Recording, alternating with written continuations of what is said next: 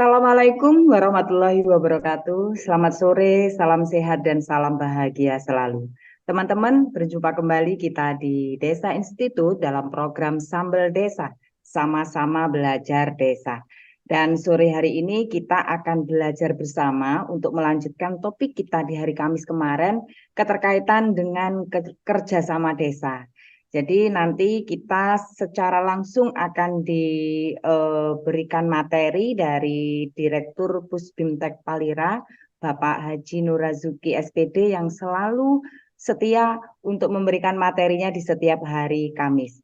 Tapi sebelum beliau memberikan materi keterkaitan dengan kerjasama desa di bagian 2, perlu kami sampaikan bahwa alur tahapan saat ini sesuai dengan surat dari Badan Pengembangan dan Informasi Desa, Daerah Tertinggal dan Transmigrasi bahwa untuk bulan Maret ini kita harus menyiapkan keterkaitan dengan pemutakhiran data SDGs desa. Jadi saat ini kita menyiapkan untuk pemutakhiran data SDGs desa. Kemudian di surat tersebut yang juga sudah informasikan melalui DRP kita, itu ada jadwal-jadwal yang tentunya harus kita lalui alur tahapannya. Jadi nanti di bulan ini, di bulan Maret sampai bulan Mei itu adalah pemutakhiran data SDGs desa. Jadi teman-teman punya waktu sebelum data ini digunakan untuk dasar sebagai pengambilan kebijakan dalam perencanaan pembangunan desa tahun 2024, maka perlu dimutakhirkan di bulan Maret sampai Mei. Kemudian selanjutnya setelah itu nanti ada setelah data dimutakhirkan nanti akan ada penarikan data SDGs desa yang akan dilaksanakan oleh BPI di akhir bulan Mei 2023. Kemudian ada penilaian, jadi dari data yang sudah dimutakhirkan kemudian masuk di BPI itu akan dinilai tanggal 1 sampai tanggal 30 Juni 2023. Kemudian perlu adanya verifikasi dari hasil penilaian yang akan disampaikan di tanggal 1 sampai tanggal 13 Juli 2023. Kemudian nanti akan diumumkan keterkaitan dengan pemutakhiran ini karena ini masuk dalam pengumuman lomba SDGs desa, maka nanti akan diumumkan di bulan Juli 2013 di tanggal 14. Ini adalah surat resmi yang dikeluarkan oleh BPI yang diperuntukkan untuk seluruh gubernur yang ada di provinsi seluruh Indonesia, kemudian kepada bupati dan wali kota, serta kepada kepala desa dan seluruh yang ada di seluruh Indonesia. Artinya apa? Selain pemutakhiran data SDGs ini digunakan sebagai dasar untuk perencanaan 2024, tapi ini juga digunakan sebagai istilahnya lomba untuk pendataan dan pemutakhiran data SDGs. Monggo semua menyiapkan diri. Yang jelas saya tahu pasti setiap desa ada penganggaran untuk pemutakhiran, jadi nanti monggo digunakan anggarannya untuk mengikuti ini. Siapa tahu menang dan nanti mendapat penghargaan dari Kementerian Desa. Baik, kita sapa dulu pemantik kita yang luar biasa. Itu informasi awal untuk teman-teman ya, persiapkan semua lini yang ada di TPP karena kita punya andil untuk mensukseskan pemutakhiran data SDGs desa dan mengikuti lomba pendataan pemutakhiran data SDGs. Baik, kita sapa dulu pemantik kita yang luar biasa di setiap hari Kamis. Selamat sore, Bapak. Selamat sore, Cenggias. Iya, Assalamualaikum kelihatan warahmatullahi segar wabarakatuh. rambutnya baru ya, Pak? Oh iya, iya, iya. Oh iya. Oke, sore hari ini kita akan melanjutkan topik kita yang minggu kemarin tentang kerjasama desa. Sudah siap, Pak? Insya Allah, sudah siap. Oke, monggo, Pak. Oke, baik. Assalamualaikum warahmatullahi wabarakatuh. Salam Waalaikumsalam. sejahtera untuk kita semua. Saudara sekalian, eh, sore hari ini kita akan melanjutkan pada bagian kedua dari topik kerjasama desa.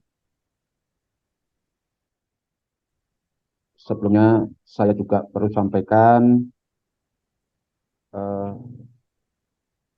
selain daripada mengikuti di Zoom ini bisa juga rajin belajar tentang desa itu bisa lewat website Puspintek Palira, bisa juga lewat channel YouTube Puspintek Palira atau channel pribadi saya Nur Rozuki. Insya Allah banyak hal yang bisa kita pelajari. Baiklah, saudara sekalian,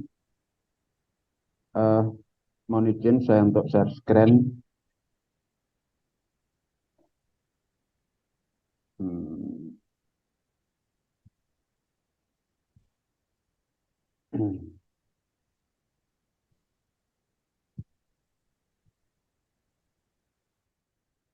Kerjasama desa di bagian kedua. Saudara sekalian, sebagaimana yang minggu lalu atau Kamis lalu kita sudah bicarakan kerjasama desa antara desa dengan desa. Baik desa dalam satu kecamatan, berbeda kecamatan dalam satu kabupaten maupun berbeda kabupaten dalam satu provinsi. Sekarang kita akan melanjutkan kerjasama antara pemerintah desa dengan pihak ketiga, berarti non-government. Nah, tentunya dasar hukum yang kita pakai sama seperti pada pembakasan sebelumnya, karena satu paket.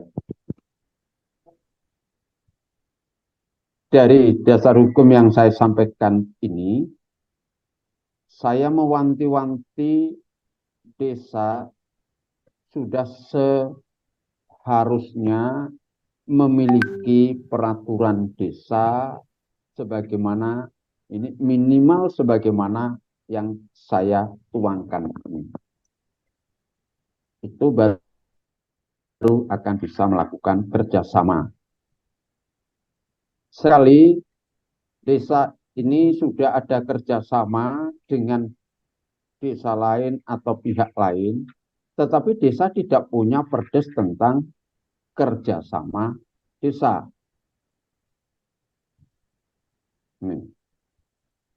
Perdes tentang kerjasama desa. Kalau ini belum dimiliki, sesungguhnya kerjasama yang dilakukan itu adalah cacat hukum. Karena desa tidak punya landasan untuk melakukan kerjasama tersebut. Karena dari perdes kerjasama ini nanti akan melahirkan keputusan kepala desa tentang pengangkatan badan kerjasama desa. Lah bagaimana badan kerjasama desa ini bisa dibentuk, diangkat kalau perdesnya belum ada? Maka cacat. Kalau ini kaitannya dengan uang, apa kerjasamanya misalnya usaha, maka rentang sekali terhadap masalah hukum di masa yang akan datang. Rentang sekali terhadap masalah hukum di masa yang akan datang. Maka jangan sembrono dengan regulasi yang di tingkat desa. Itu saudara sekalian, wanti-wanti saya mengenai dasar hukum. Kerjasama yang kita maksud di sini adalah sebagaimana saya jelaskan pada Kamis yang lalu, ada kerjasama itu bisa terjadi antara desa dengan desa dan bisa terjadi kerjasama itu antara desa dengan pihak ketiga. Kerjasama ini dalam di bidang apa? Seluruh bidang. Di dalam pengertian Permendagri terkait dengan kerjasama desa itu didefinisikan bahwasanya bidang apa saja yang bisa dikerjakan, semua bidang, baik bidang pemerintahan, pembangunan, pembinaan masyarakat kemasyarakatan maupun pemberdayaan masyarakat. Itu.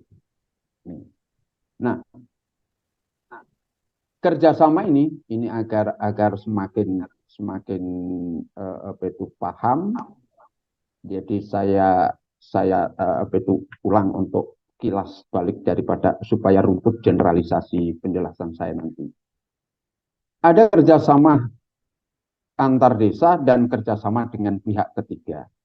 Di kerjasama antar desa kemarin sudah kita jelaskan ada 3 macam ini, yang mana dari kerjasama antar desa ini melahirkan peraturan bersama kepala desa, sedangkan kerjasama dengan pihak ketiga, baik itu atas prakarsa desa maupun atas prakarsa dari pihak ketiga, itu nanti akan melahirkan satu ikatan perjanjian bersama antara desa, pemerintah desa ini dengan pihak ketiga yang dimaksud. Sesungguhnya masalah peraturan bersama kepala desa dengan perjanjian bersama ini itu memiliki kekuatan hukum yang sama. Memiliki kekuatan hukum yang sama. Substansinya di dalamnya juga tidak jauh beda. Artinya apa? Bahwa perjanjian kerjasama ini, tata naskah dinasnya itu dibuat dengan apa itu performan atau tata naskah dinas dengan pola pasal-pasal sama seperti yang ada di Permakades. Tinggal enak dan akan apa itu secara kesan yang muncul pada kita semakin yakin bahwa ini resmi, ini formal, gitu. Nih. Nah, cuma dalam perjanjian ini beda dengan Permakades. Permakades cukup ditandatangani, ditetapkan bersama, kemudian diundangkan. Tapi kalau perjanjian ini itu ditandatangani itu ada kalau ini pakai stempel, kalau ini nanti ada yang stempel dan ada materai. Bedanya di sana. Ada tambahannya kalau perjanjian bersama ini ada materai. Di mana kedua pihak itu nanti tanda tangannya ini mengena pada materai tersebut. Dan satu ditambah dengan stempel resmi. Kalau itu perusahaan atau korporasi, tentunya ada stempel korporasinya. Itu karena bunyinya perjanjian, jadi materai harus. Itu. Nih, wah dasarnya mana? Bisa dilihat pada apa itu peraturan terkait dengan penggunaan materai. Nanti akan ketemu. Ternyata perjanjian bersama ini juga harus bermaterai. Jadi inilah kalau kita mempelajari sebuah aturan tentang desa itu ya memang tidak hanya cukup mengandalkan peraturan Menteri Dalam Negeri, tetapi juga peraturan-peraturan di kelembagaan lain yang juga ini merupakan lembaga negara dan mengatur tentang hal-hal tersebut. Itu. Substansi yang ada di perjanjian bersama sama persis dengan apa yang ada di Permakades. Sama persis. Meliputi 8 hal ini yang harus ada. Nih. Bedanya hanya ada pada penyebutan yang beda ini. Tata cara ketentuan pelaksanaan kerjasama. Tapi kalau di antar desa, tata cara ketentuan pelaksanaan Permakades. Artinya kerjasamanya ini di sini munculnya akan Permakades. Nih, tata cara perubahan, nah ini sama semuanya. Kemudian untuk delegasi desa, organisasi daripada badan kerjasama desa ini sama, ya orangnya dengan apa itu ex officio seperti ini. Sebagaimana penjelasan saya Kamis yang lalu. Jadi delegasi desa itu juga terdiri atas 5 unsur ini. Meskipun itu hanya dengan pedagang atau LSM tertentu, di situ misalnya pedagang itu hanya 1 orang mau kerjasama untuk usaha maka tetap dari pihak pemerintah desa yang hadir bersama-sama dalam pembakasan ya delegasi desa yang terdiri dari atas unsur-unsur ini. Oke. Nah, alur kerjasamanya juga tidak berbeda. Pasal yang mengatur tentang bagaimana alur kerjasama dengan pihak ketiga dengan atas prakarsa desa yang munculnya semacam ini. Jadi mulai persiapan, penawaran, penyusunan rancangan perjanjian bersama, penandatanganan pelaksanaan bersama. Apabila atas prakarsa dari pihak ketiga, maka hanya dibalik begitu diajukan dari pihak ketiga mengajukan kerjasama, maka terjadilah itu ada di penawaran, persiapan dilakukan oleh pihak ketiga kepada pemerintah desa langsung masuk pada penawaran. Jadi menerima penawaran atau tidak. Nah, di dalam menerima ini kemudian dimusyawarahkan. Nah, runtutnya bagaimana ini? Di dalam persiapan ini sebagian karena pasal saya buat utuh. Jadi ini yang mengatur antara desa dengan desa juga. Di samping itu di bagian bawah adalah mengatur desa dengan pihak ketiga.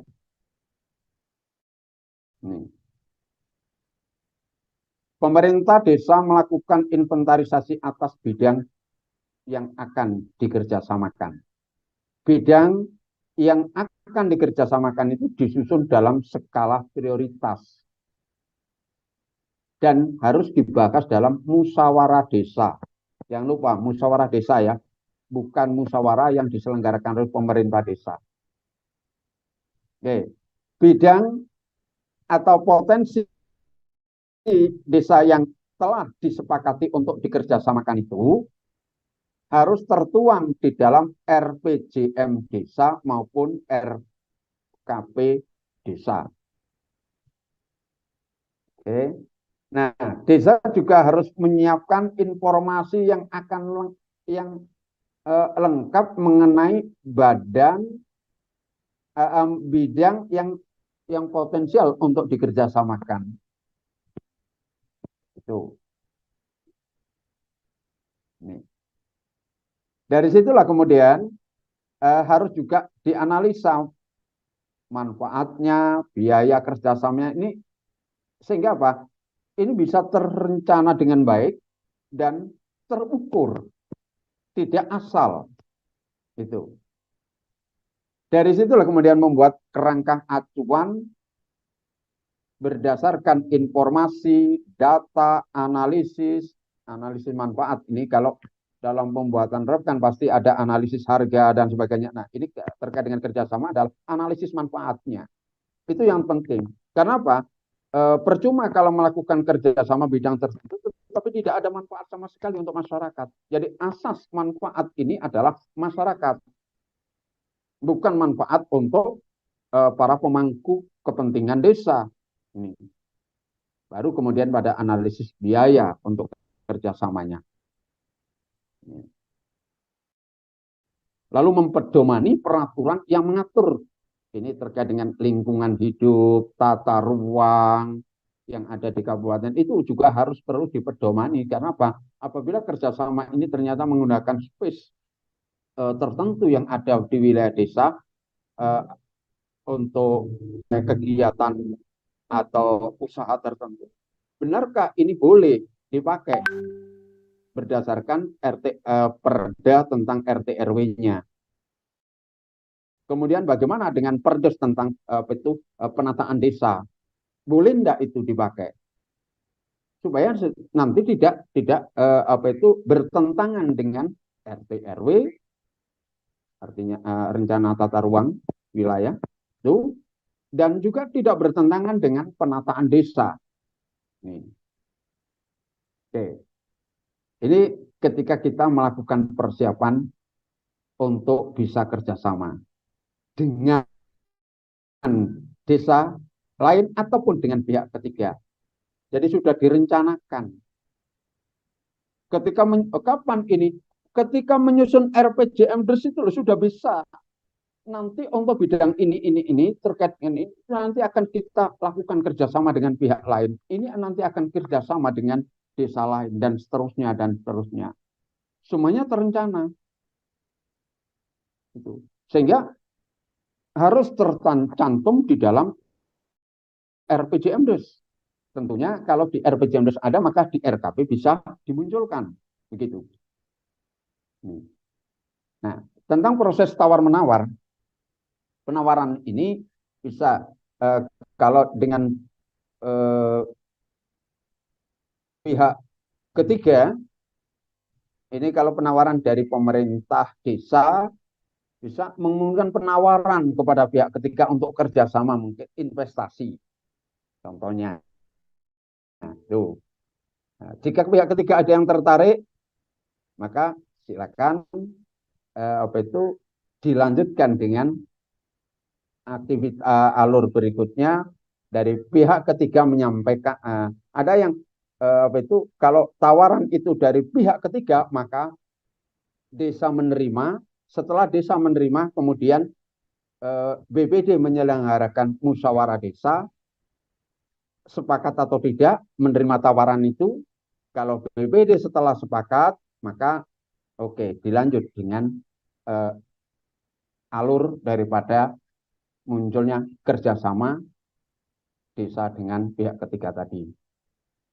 Hasil musyawarah ini kemudian menetapkan pihak ketiga yang akan melakukan kerjasama. Sepakat. Oke. Jadi kalau dari desa menawarkan kepada pihak ketiga, berarti juga yang membuat persiapan tawaran dokumen penawarannya. Kemudian kalau tawaran dari pihak ketiga, maka untuk bisa menerima atau tidak tawaran tadi, musyawarah desa. Jangan lupa kembali musyawarah desa, jelas itu.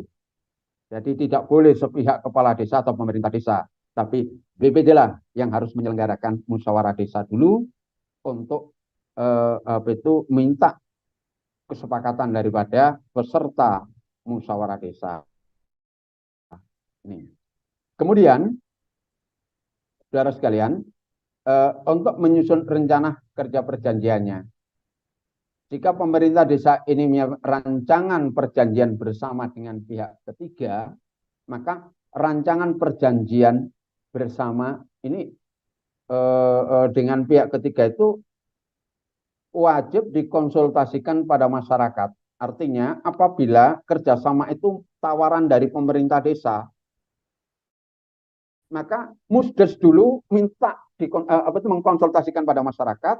Kalau dalam masyarakat sepakat disampaikan dalam Musdes itu, maka bisa lanjut. Gitu. Begitu juga kalau rancangan itu datang dari pihak ketiga, maka untuk mengatakan iya dan tidak, ini harus Musdes dulu dikonsultasikan pada masyarakat atau diminta persetujuan daripada masyarakat. Oke. Nah, kalau disepakati oleh masyarakat dalam Musdes, maka desa harus juga melakukan konsultasi atau mengkonsultasikan kepada bupati melalui camat. Untuk apa? Mendapatkan masukan. Intinya adalah masyarakat. Kalau masyarakat sepakat, jalan. Sedangkan konsultasi kepada camat itu hanya untuk meminta pendapat atau masukannya. Bukan kemudian membatalkan atau mengiyakan, tetapi masukannya. Jadi harus dipahami ini. Mengkonsultasikan pada masyarakat itu adalah akan menghasilkan sepakat dan tidak sepakat, tapi konsultasi kepada camat itu adalah untuk mendapatkan masukan semata. Karena kemandirian, nah inilah cara potret ini menggambarkan desa itu berdaulat. Bukan selalu dikelola desa itu menunggu petunjuk, berdasarkan petunjuk. Oh, desa itu berdasarkan aturan, tidak berdasarkan petunjuk. Masa ngatur desa kok hanya dengan satu jari, berdasarkan satu jari terus. Lalu kapan mandirinya? Itu. Nah, masukan masukan terhadap perang ini kemudian dibicarakan, dirembuk atau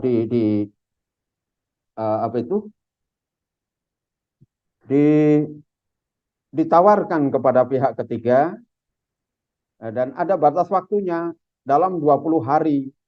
Bagaimana ditanggapi iya atau tidak. Nah, kalau memang ada tanggapan positif, bahasanya semacam itu, maka dilanjut dengan bertemu untuk menyusun rancangan perjanjian bersamanya.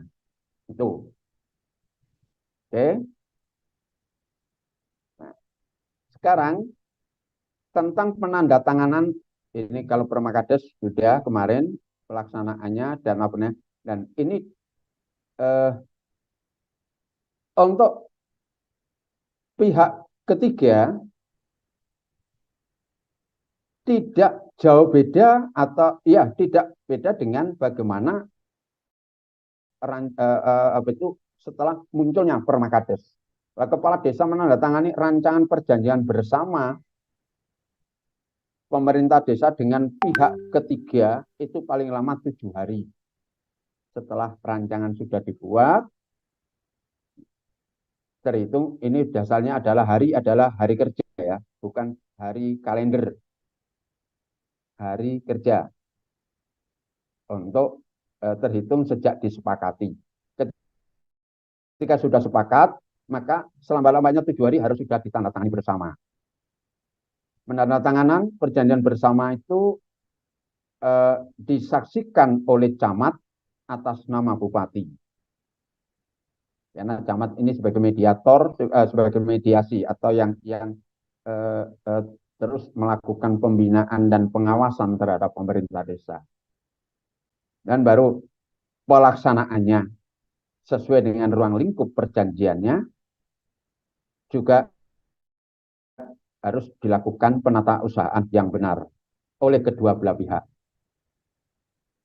Nih, untuk pelaporan, kepala desa wajib melaporkan hasil pelaksanaan perjanjian bersama pemerintah dan pihak ketiga itu kepada BPD dengan tembusan bupati melalui camat. Nah, harus diingat, ini beda dengan LPPDes, bahwa perjanjian bersama ini laporannya kepada BPD, justru tembusannya yang kepada bupati melalui camat. Dan laporan ini harus dilengkapi dokumen-dokumen yang terkait dengan kerjasama dengan pihak ketiga tersebut. Oke, sudah selesai ya. Alur kerjasama dengan pihak ketiga atas prakarsa pihak ketiga tadi sudah saya ungkap ini ya. Jadi saya buat balik tadi. Oke, pihak ketiga yang memprakarsai ini bidang tertentu ya. Pihak ketiga menyampaikan penawaran, desa kemudian menyampaikan penawaran kerjasama kepada BPD ini oleh kepala desa, pemerintah desa untuk dibakar musyawarah, lalu musyawarah. Nah, disinilah momen musyawarah desa inilah adalah mengkonsultasikan kepada masyarakat sepakat atau tidak. Hasil musyawarah akan ditetapkan menetapkan pihak ketiga yang akan melakukan kerjasama.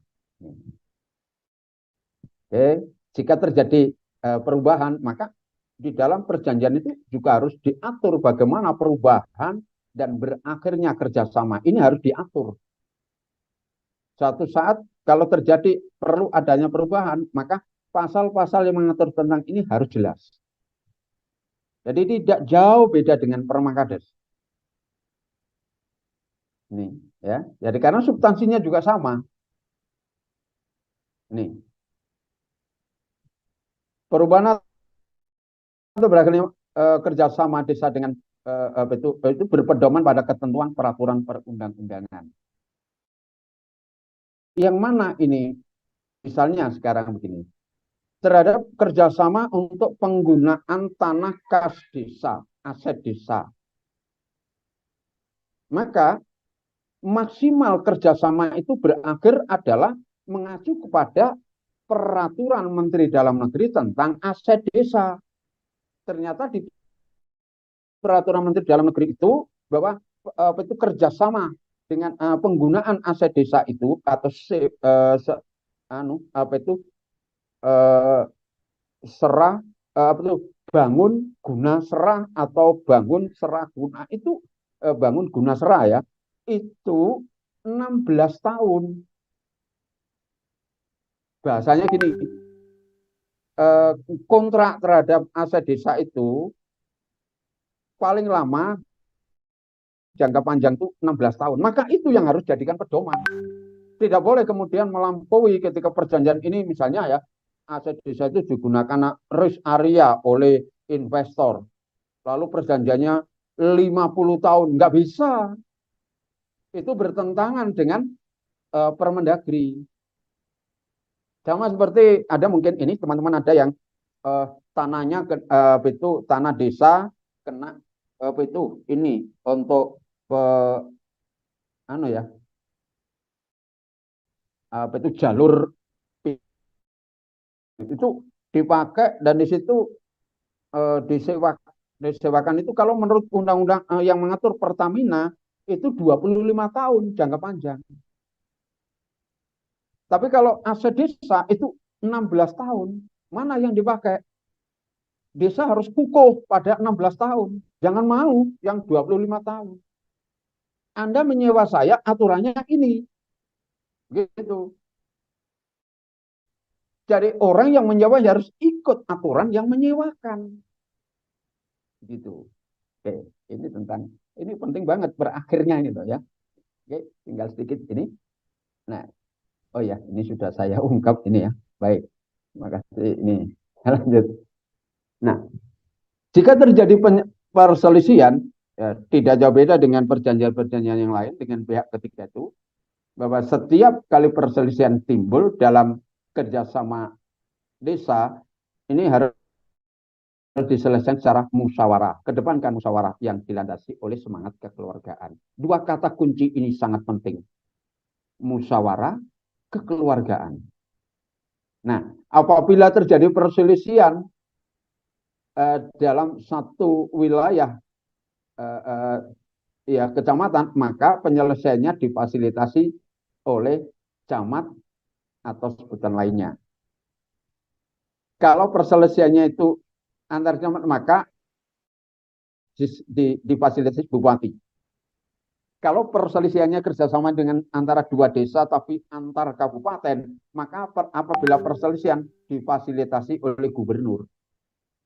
Memang begitu gambar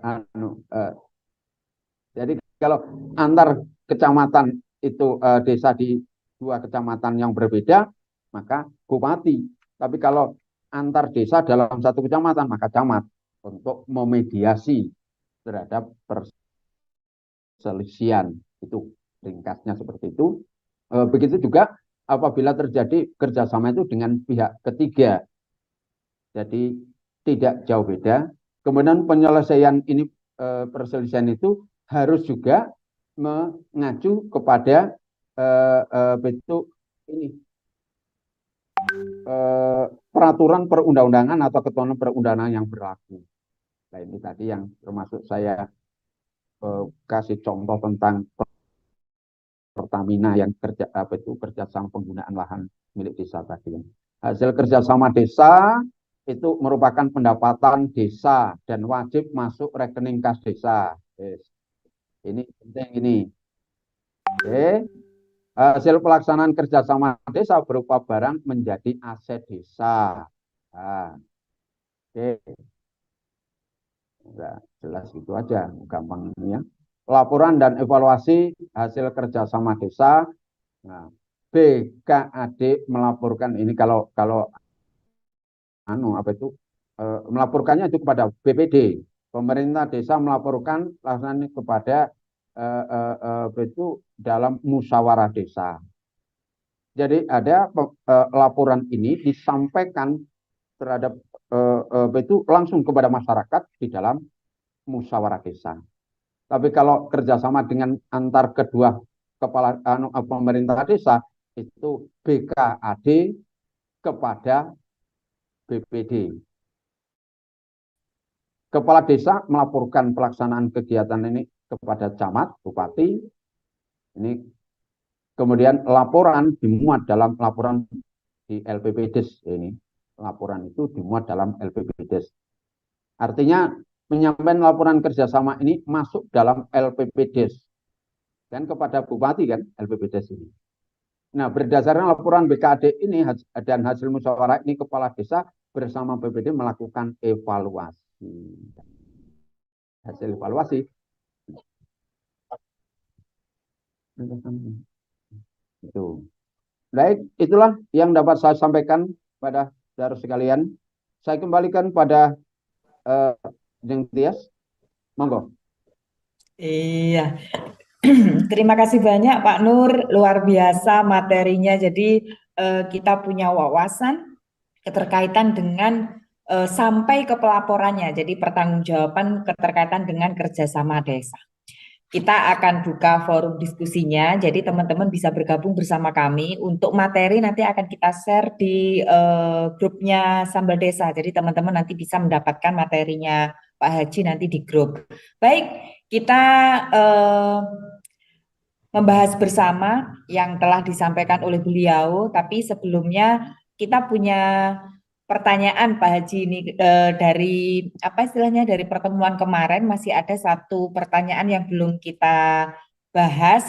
Jadi keterkaitan dengan Badan Kerjasama untuk XPNPM. Nah, sekarang itu kan sudah sesuai dengan keputusan Menteri nomor 15 tahun 2021, sekarang kan harus melebur menjadi BUMDesma. Nah, dalam keputusan itu kalau kita cermati, dalam peraturan menteri itu kalau kita cermati tidak ada badan kerjasama antar desanya. Nah, ini bagaimana? Apakah nanti meskipun tidak ada wadah yang mewadahi keterkaitan dengan ini, apakah XPNPM tetap bisa membentuk BKAD atau bagaimana, nanti kita akan bahas bersama di sini.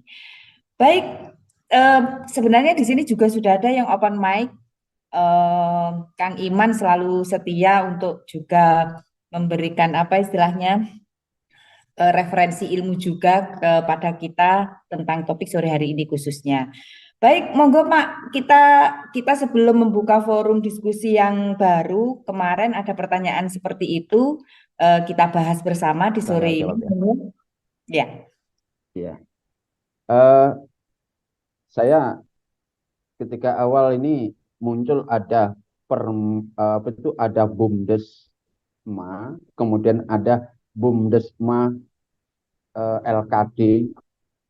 Itu saya juga ketawa. Ini ngapain? Ini laporan.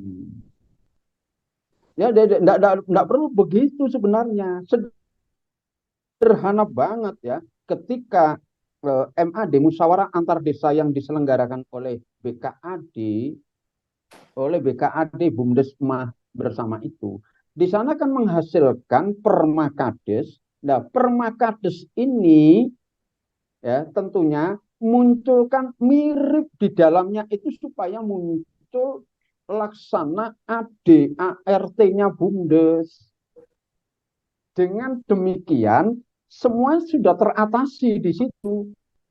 Teratasi. Satu, siapa badan pemeriksanya? Di dalamnya sudah di Permakades harus muncul karena ini Permakades tentang BUMDes bersama. Sama seperti Perdes tentang BUMDes. Oke. Jadi itu, di samping 8 substansi tadi, maka jika itu misalnya disendirikan, maka permakadesnya muncul lebih dari satu tidak ada masalah. Yang satu mengatur tentang ada 8 poin atau 8 substansi tadi, kemudian dimunculkan pasal diatur lebih lanjut dengan peraturan bersama tersendiri tentang apa? Tentang ADART Bumdesmanya.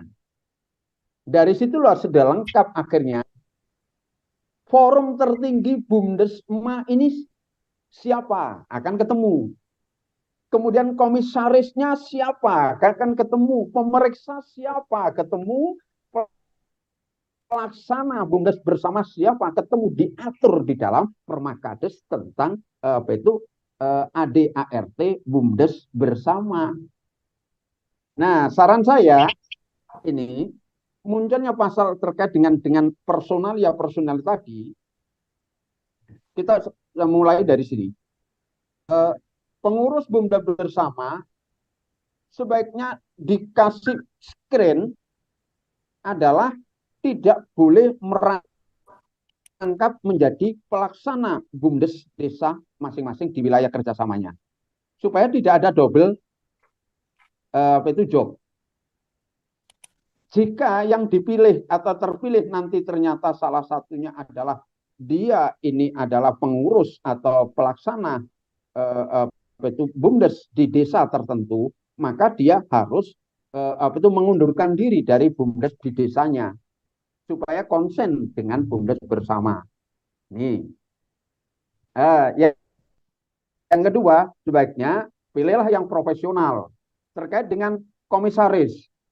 Sebaiknya komisaris adalah apa? Jangan seluruh kepala desa, tapi aturlah di situ misalnya komisaris 3 orang kepala desa berdasarkan pemilihan.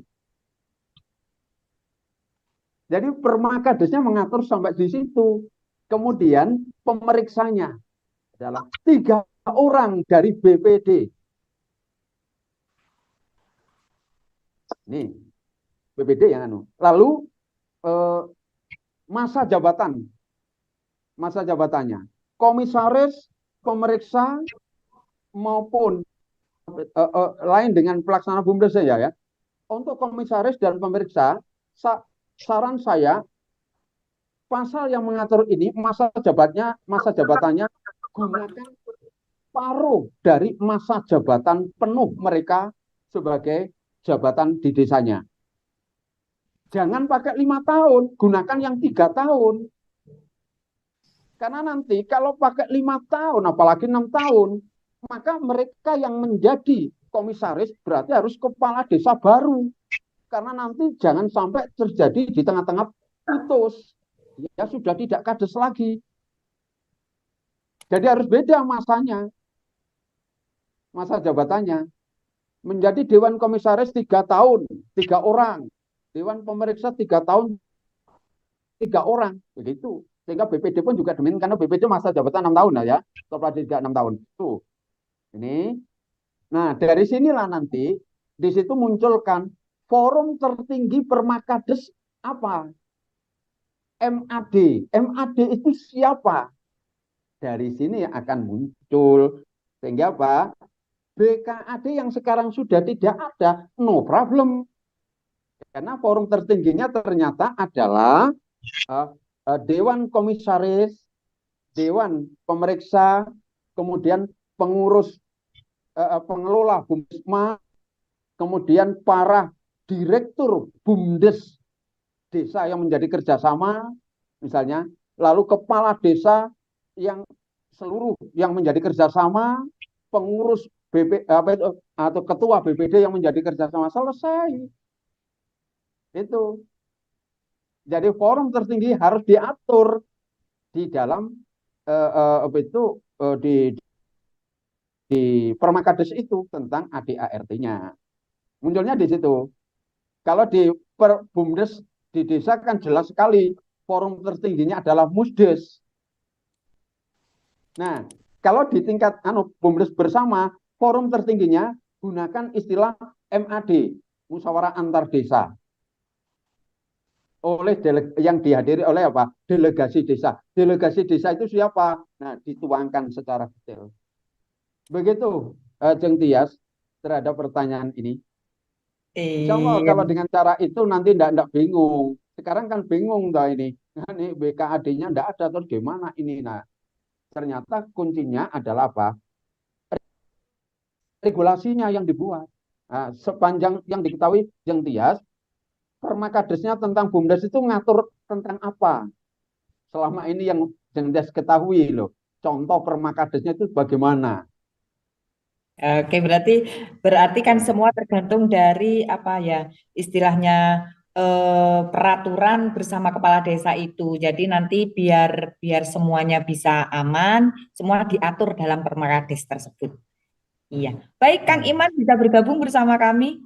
Masih ada waktu keterkaitan dengan topik sore hari ini, kerjasama desa.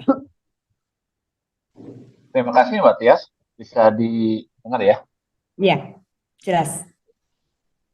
Terima kasih Pak Nur. Jadi saya nyikapi apa yang terjadi di Islam saya.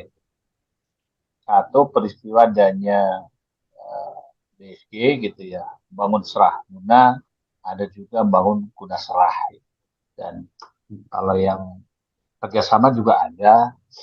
Dan terakhir, kalau sewa menyewa itu udah hal biasa lah. Gitu ya.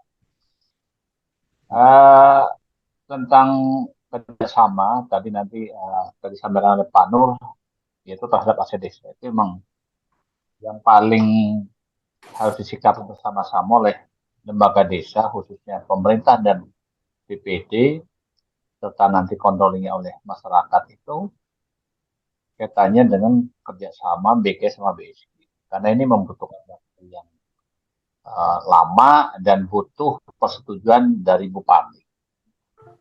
Dan itu memang kalau saya nyikapinya, kepala desa dan BPD itu mesti harus cermat dan berpikirnya sangat visioner gitu Pak Nur. Karena ini kalau yang kerjasama itu kan 15 tahun. Kalau yang BSG itu minimal 25 tahun. Dan ini harus ada sebuah telaah selain output adalah outcome dan impact-nya. Karena kalau kita BSG itu kan jelas biasanya akan merubah sebuah tata guna lahan gitu. Nah, makanya saya yang sering saya sampaikan kepada beliau, pimpinan stakeholder di desa ataupun di supradesa, harus satu memiliki perdes tentang pemanfaatan pengelolaan aset desa. Nah, nanti turunan-turunannya dan lampirannya itu pun harus jelas, jangan sampai misalnya desa X itu memiliki tanah di tepi jalan, namanya adalah tanah itu luas misalnya 3 hektar gitu. Itu kan baru diaku sebagai asetnya desa. Tetapi ini perlu ada sebuah regulasi turunan, sebetulnya tanah tadi itu boleh diapakan menurut desa itu sendiri. Nah, ini kan harus cermat benar. Kenapa? Tanah itu harus mengetahui posisi tata ruang desa, dan itu harus sinkron dengan tata ruang pemerintah daerah. Misalnya itu tata ruangnya adalah tanah itu adalah zonanya hijau, apapun yang atau merah. Nah, di sini yang sering saya cermati adalah belum masuk ke wilayah tata ruang dengan mungkin keinginan sebuah pemerintah desa itu ingin membangun desanya, tetapi lupa itu belum sampai telaahan kajian ke sana, sehingga pada saat itu sekian nanti misalnya kerjasama 15 tahun, setelah 15 tahun itu tanah berubah gitu ya, yang tadinya mungkin sawah atau tegalan sehingga berubah itu ada berdiri sebuah bangunan gitu ya. Nah, ini kan otomatis karena nanti suatu saat akan berganti sebuah kepemimpinan suksesi dan punya visi misi, dan BPD pun akan berganti. Ini harus ditelaah benar oleh pemerintah daerah dan supradesa. Ini Pak Nur yang yang harus kita bersama-sama harus dibedah, dianalisis, sehingga akan ada sebuah outcome, nanti impact-nya apa gitu. Kalau jangan sampai berpikirnya pragmatis, nanti kan habis ini ada pemasukan PAD, ya kan saat ini gitulah, kedepannya bisa nggak itu Mbak memberikan hal kontribusi itu yang seperti yang dinikmati sekarang, ya keinginannya kan lebih besar gitu ya, terus nanti bisa diolah oleh sendiri setelah tanah aset desa itu sudah tidak dikerjasamakan atau di BG-kan atau di BSG-kan. Dan yang harus kita hindari adalah dieliminir adalah nanti balik gitu ya, tiba-tiba berubah lahan, tata guna lahannya berubah, itu tidak bisa diolah oleh desa, terus nanti akan menjadi sebuah sejarah yang tidak begitu elok. Begitu saja, Pak. Baik. Iya. Memang itu rawan banget, Mas, kalau tentang pertama tentang jangka waktu tadi. Di sini desa tetap harus kukuh pada 16 tahunnya, Mas. Nah, caranya kalau aturan yang dari instansi atau kelembagaan lain, aturan investor itu adalah 25, maka bisa disiasati dalam satu pasal perjanjian itu dapat ini dilanjutkan untuk satu jenjang atau masa jangka berikutnya, sehingga pembayarannya tetap pada 11 tahun dulu, jangan langsung 25. Nah, kalau langsung 25, Mas, kalau itu Bapak dimanfaatkan maksimal, tiba-tiba hanya dibagi-bagi atau dikorup oleh pimpinan yang sekarang, nah, anak cucunya besok 20 tahun ke depan atau setelah 16 tahun itu dapat apa? Kan begitu. Nah, itulah sehingga desa agak dibedakan. Kenapa? Ini hanya 16 tahun, kok tidak 25? Itu. Jadi kami juga punya, Mas, dokumen seperti itu. Pensiasatannya adalah, oke Pak, 25, cuma ini harus 16 tahun dulu. Dan ini ada pasal dapat dilanjutkan untuk untuk 16 tahun berikutnya. Jadi bukan 9 tahun berikutnya. Kalau memang masih dibutuhkan lanjut, maka 16 tahun lagi begitu. Per 16 tahunan. Akhirnya mau menerima, kan jalan tengah itu. Masih ada pasal enggak digaris demarkasi atau habis tidak, tapi masih ada. Sehingga untuk adapun bagaimana perjanjian setelah 16 tahun itu nanti akan diatur dengan perjanjian terbaru, artinya perjanjian tersendiri. Sebab apa? Mungkin transaksinya sudah beda. Kalau sekarang 16 tahun ini hanya dihargai sekian, 16 tahun kemudian bisa jadi 2-3 lipat. Gitu loh, Mas. Kalau enggak pandai-pandai begini, wah, desa yang nanti tuh dibuat permainan mereka. Kita jangan sampai kalah cerdas gitu loh, Mas. Mereka maunya yang jangka langsung panjang itu supaya nanti fluktuasi rupiah mereka aman. Tapi desa yang rugi. Gitu. Ini. Nah itu Pak. Tinggal sekarang ini pilihannya. Iya. Gimana, Mas? Jadinya makanya gini Pak, yang saya sampaikan itu adalah, kalau saya kan bicara outcome sama impact ya gitu. Tentang teknisnya kan memang sudah ada di Permendagri 1 tahun 2016 itu. Tentang draft-draftnya pun sudah ada. Tinggal yang harus kita bersama-sama untuk menguatkan desa itu kan pemahaman bahwa aset desa itu satu harus diinventarisir secara akurat gitu. Baik itu volumenya, posisinya, terus nanti nilai-nilainya itu berapa gitu. Nah ini kan perlu mitra, yaitu BPD pun harus mengetahui ke arah situ gitu kan.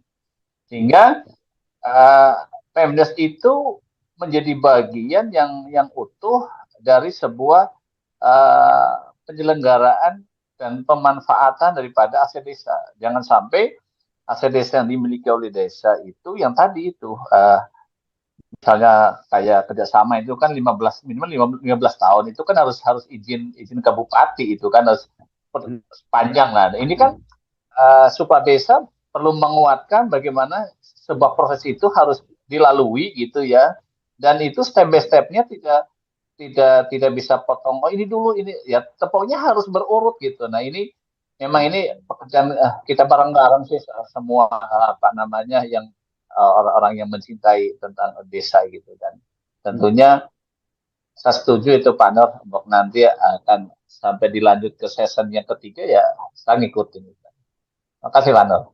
Baik, ya, yang kedua ini Mas, saya lanjut coba, Iya. yang saya jawab atau tanggapi untuk yang kedua dari Mas Ilman tadi, bahwasanya tentang ini perangkat atau syarat-syarat daripada administrasinya, adanya aturan. Kita mulai dari aturan regulasinya. Ini harus lengkap dulu memangnya. Kalau tidak, maka jangan sekali-kali melakukan kerjasama. Ini nanti akan apa? Blunder, akan jadi masalah hukum berikutnya. Bagi perusahaan, kalau paham tentang regulasi di desa, aturan main itu, pasti dia desa sudah punya enggak perdes tentang penataan desa. Bahasanya kalau di Perda kan RT RW, rencana tata ruang. Kalau di desa adalah tidak tata ruang, istilahnya adalah penataan desa.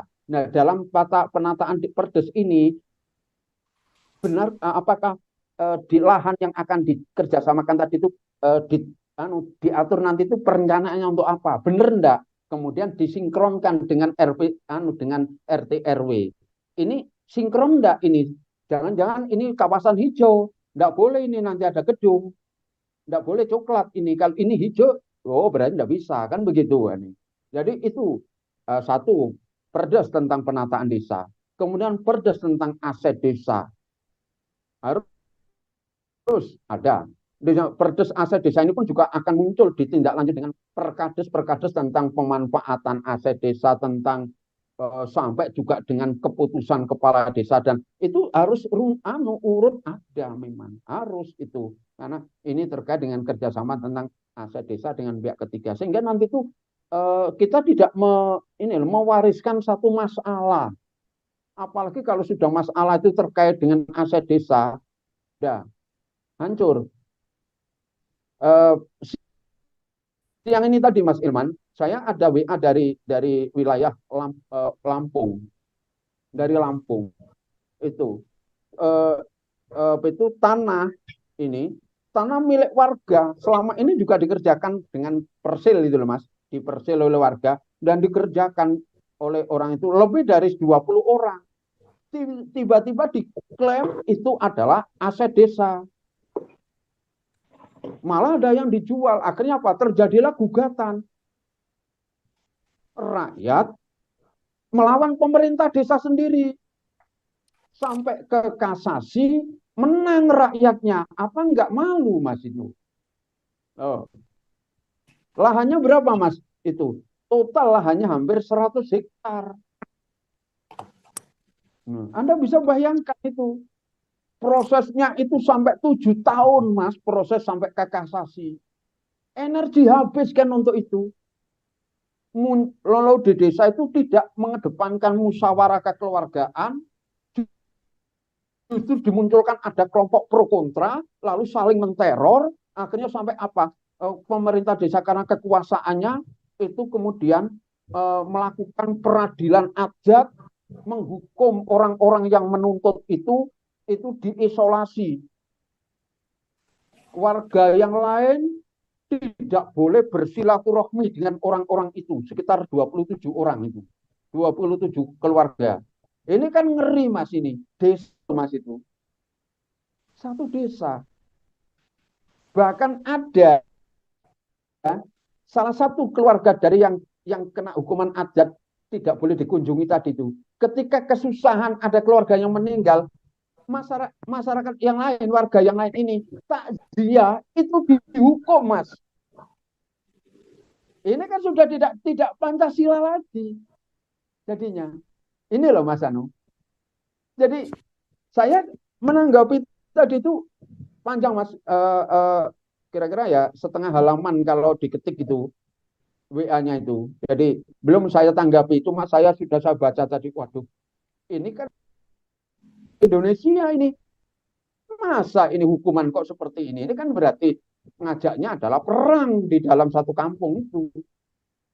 Tidak bolehlah hukum adat semacam inilah. Loh. Kan ini tidak manusiawi.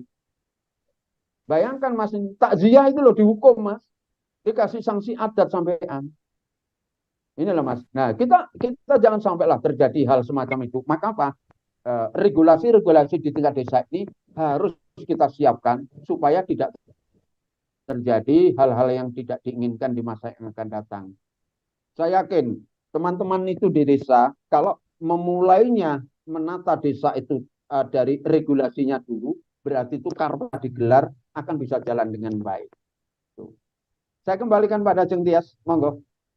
Iya, menarik sekali ini Pak Haji karena memang perlu pemahaman ekstra keterkaitan dengan kerjasama desa.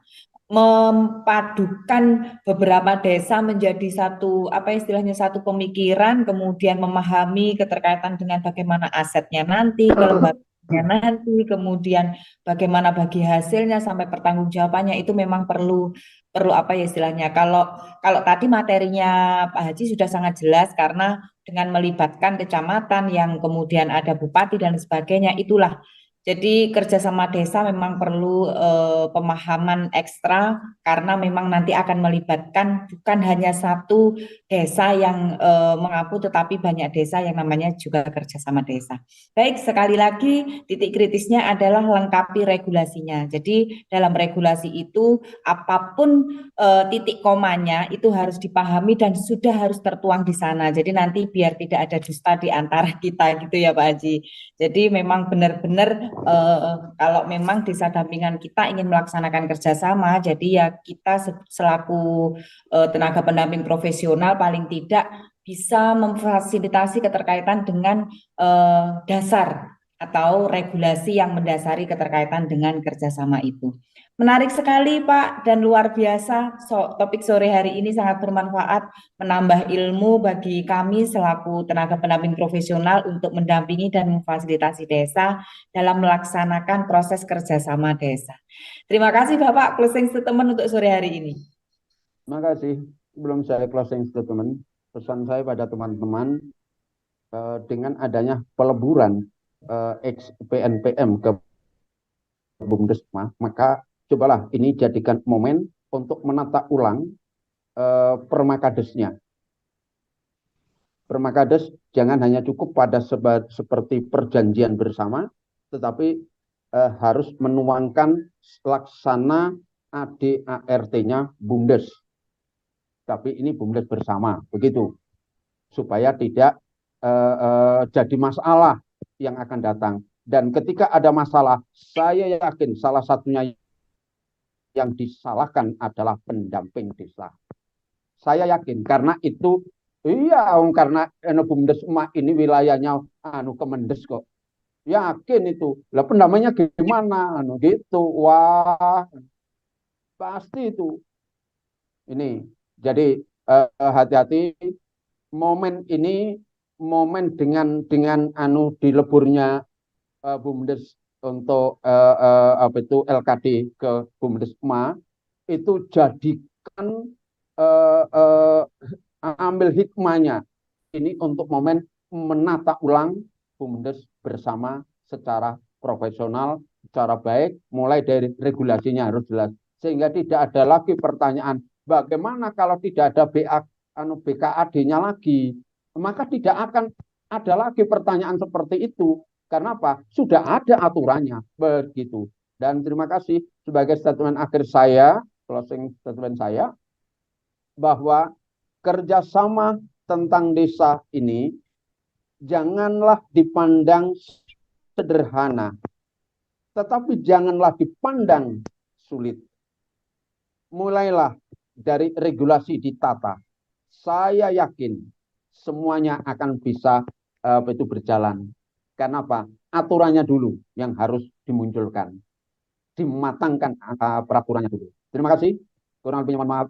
Assalamualaikum warahmatullahi wabarakatuh. Waalaikumsalam warahmatullahi wabarakatuh. Terima kasih banyak Bapak ilmunya sore hari ini mewakili seluruh teman-teman menyampaikan terima kasih yang sebesar-besarnya atas segala pencerahan yang telah disampaikan di topik sore hari ini. Sehat selalu Bapak, kita bertemu di minggu depan. Baik teman-teman, tak terasa kita sudah berada di penghujung acara. Besok hari Jumat kita akan nyambel bareng, membahas bareng keterkaitan dengan adanya surat dari Kapus PPMDD. Jadi kita akan membahas bersama surat tersebut keterkaitan dengan SOP pendampingan bagi tenaga pendamping profesional. Jadi sudah ada SOP bagi kita tenaga pendamping profesional. Jadi nanti besok kita akan belajar bersama keterkaitan dengan bahwa kita harus membuat laporan kunjungan lapangan ke desa ketika kita memfasilitasi dan mendampingi desa. Tetap bersama kami besok di hari Jumat tanggal 10 Maret 2023 di jam dan waktu yang sama. Terima kasih teman-teman dan selalu saya berpesan bahwa siapapun kita, dari manapun kita punya peran. Dan dalam berperan jangan baperan. Sampai jumpa di episode Sambal Desa esok hari Jumat tanggal 10 Maret 2023 jam 4 sampai jam 5 sore waktu Indonesia Barat. Salam sehat dan salam bahagia selalu untuk keluarga tercinta. Wassalamualaikum warahmatullahi wabarakatuh.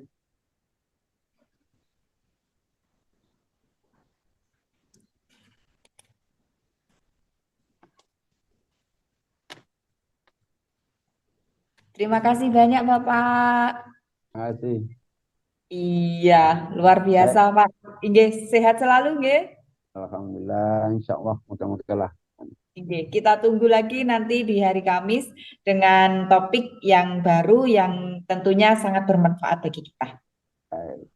Jadi enggak ada bagian ketiga Mas Ilman ya. Ya harus cerdas sendiri pokoknya.